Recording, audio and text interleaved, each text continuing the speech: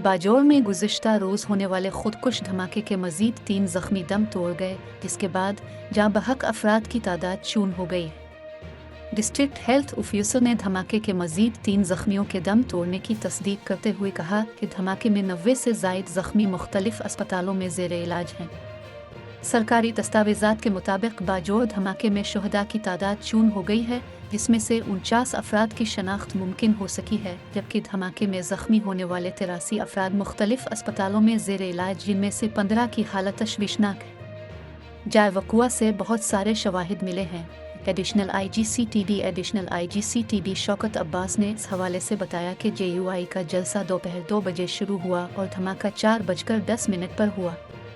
उन्होंने बताया कि मौका से बाल बैरंग वगैरह मिले हैं। धमाका खुदकश था और हमला आवर ग्रुप की शनाख्त हुई है। धमाका में कोई ख़ास टारगेट। एडिशनल IGCTD ने बताया कि जाए वक़ुआ से बहुत सारे शवाहिद मिले हैं। इब्तिदाई इंक्वायरी में मुल्ज़िमान तक तकरीबन पहुँच चुके हैं। फॉरेंसिक रिपोर्ट्स का इंतज़ार है। तर्जुमान लेडी रेडिंग अस्पताल के मुताबिक लेडी रेडिंग अस्पताल में बाजौर धमाके के 16 ज़ख्मी ज़ेरे इलाज हैं, जिनमें से बेशतर की हालत तसल्ली बख्श है और एक ज़ख्मी ICU में।